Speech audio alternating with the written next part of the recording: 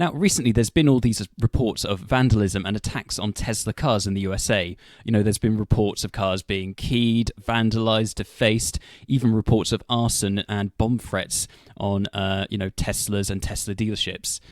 There's been sites of people buying stickers saying, I bought this before Elon went crazy, trying to sort of ward off the attacks on themselves and protect their cars. Now, this is very interesting in of itself, but it puts me in mind of another spate of attacks, which is the attacks on Japanese cars in the USA in the 70s and the 80s.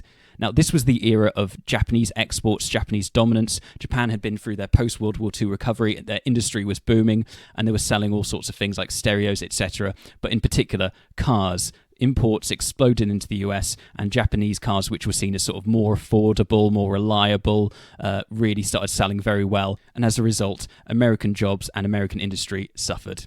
In this era, you had films like Gung Ho with Michael Keaton depicting sort of the culture clash and the impact of American loss of jobs and Japanese companies coming in. And you also had books like Trading Places sort of writing about the dominance of the Japanese economy and their exports. Now, very similar to these Tesla attacks, you had reports of social pressure being put upon their owners, of people getting criticised for buying them, and also instances of vandalism and cars being keyed, that sort of thing. Again, very similar to these Tesla attacks recently. Now, interestingly, there was also a sense of World War II resentment behind this, and they were slogans like Toyota, from the nice people that brought you Pearl Harbor, which, is quite strong.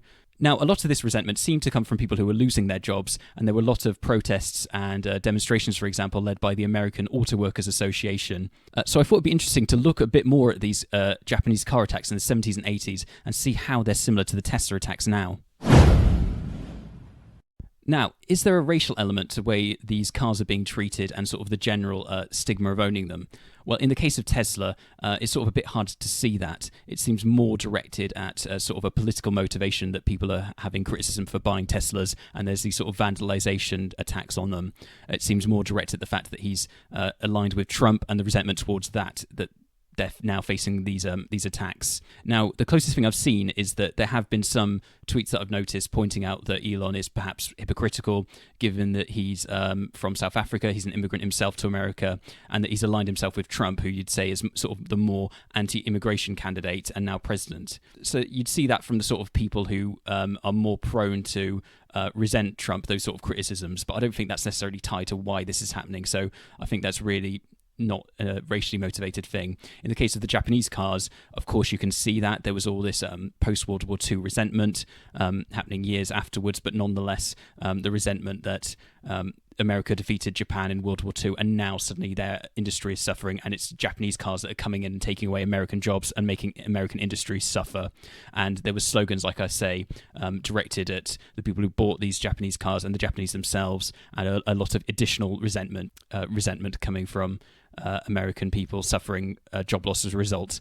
But in many ways, to sort of play devil's advocate, you could sort of see similar sentiment coming out if, say, for example, it was German cars that were coming in and replacing American industries. If Americans in the 70s and 80s were just buying lots and lots of German cars, you could imagine there'd be similar resentment, similar slogans, and you can imagine the sort of things people would say. It's just that Japan happened to be the country that was right place, right time, and attracted this resentment, and it was sort of an outlet for people who were losing their jobs and angry at the decline of American industry to have an outlet for this resentment, and they directed it towards these Japanese cars. Similarly, say for example, it was a more closer to home nation, one that there wasn't this post-World War II resentment, say for example the UK. Now, people are perfectly happy back then in the 70s and 80s to buy lots of British records, that's fine. But say for example, randomly, thousands upon thousands of Americans woke up one morning and thought, you know what I want to do? I want to buy an absolutely hideous British Leyland car. Oh my goodness. And I'm going to pay a fortune to, have British Leyland cars brought over to the USA and imported. I'm going to buy lots of those. Now, Americans, they're probably not going to say, oh, well, the Brits were a friendly nation and ally in World War II. I don't have any particular problem with the Brits, so I'm going to just accept this loss of industry, the fact I've lost my job, the decline of American industry. No, probably not. There's going to be resentment towards the Brits, just as there would be anyone who came in and cost American industry. It might not be through this sort of post-World War II sphere, but I think it's just sort of an outlet for resentment, and any country that suddenly was selling thousands upon thousands of cars is going to sort of feel this ire as people who are losing their job and suffering need an outlet for their frustration. Now, the next question I'd like to ask is were these attacks politically motivated? Now, in the case of Tesla, it's very easy to see it as being politically motivated. Elon Musk has been in the US manufacturing these cars for a number of years, and they're only recently starting when, for the first time, Musk is part of that administration. He's really closely affiliated for the Trump for the first time, whereas years ago he would have been seen as sort of this liberal icon. He was sort of seen as this sort of tech god, who's on TV shows like The Big Bang Theory. He was in Iron Man 2 and sort of seen as this, guru who was, driving progress forward. He's the one who's going to take us to Mars. Elon's this forward thinker. And as I say, he was sort of seen as more of a liberal back then. And there was none of this resentment, or certainly no attacks on Tesla cars that I was aware of at the time. Whereas only now that he's seen as sort of this right-wing figure and he's part of Trump's term, is this sort of resentment coming to the fore, and people are expressing it this way, which is slightly unfortunate for the owners, really, who bought it when he was seen as sort of a liberal figure. And now they're having to put, as I say, these slogans saying, I bought this before we knew Elon was crazy, and they're sort of being caught up in the crossfire of the resentment towards Elon. But that seems to be how it's worked out. It seems to be very politically motivated, and it's those who are frustrated with Trump. It seems like because Elon is such a visible figure and he's got this large business, and Tesla's seen as so associated with Elon, and he's sort of this messianic figure who's seen as like the one who's really brought Tesla forward, and he's associated himself so closely with the brand. It's like an outlet for that frustration with Trump and their political frustration. So the Tesla attacks do seem to be quite politically motivated, in my opinion. Now, could you say the same thing about the attacks on Japanese cars in the 70s and 80s?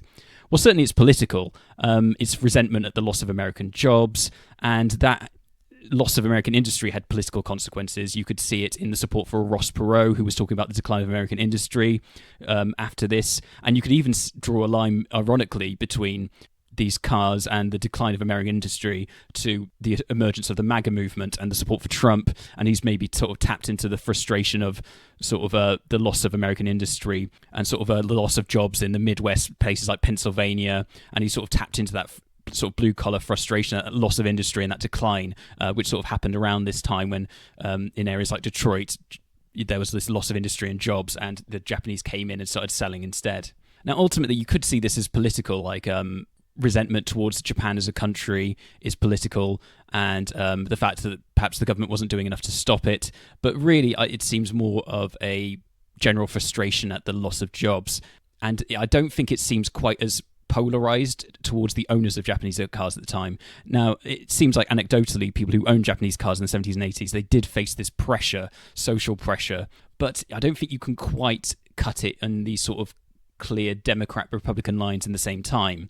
Although, as I say, Elon Musk used to be a liberal, now you associate anyone who buys these cars as being Republican, pro-Trump. It's an outlet for that frustration. I don't think you can see sort of people who bought Japanese cars in the quite same way. I don't think it's as clear and as evenly polarized as the modern day.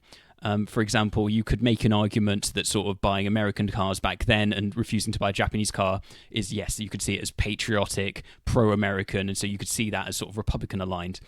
But you could also make arguments that, these cars are seen as cheaper, they're more reliable. So you can make all sorts of arguments that, I'm just looking out for my family. You have to be looking out for number one. I'm looking out for number one. Why should I subsidize an industry that's failing? Why shouldn't I just go out and buy the cheapest or best thing for my family? You can make all sorts of like libertarian, pro-business arguments in terms of like, why should I bail out the American industry? I've got to look out for myself. You can make all sorts of like sort of Republican-aligned arguments that way. Similarly, all the jobs that are being lost, they're sort of, blue-collar union jobs, which you could associate with the Democrat movement.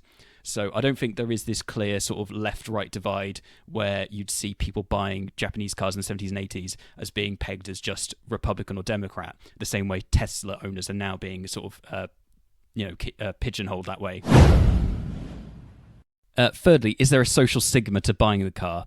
Now, I think in the case of the Teslas, you have to say an emphatic yes. As I've already mentioned, people are buying these stickers saying, I bought this before Elon went crazy. The sort of people who are being caught up in sort of this Elon Musk resentment and his association with Trump.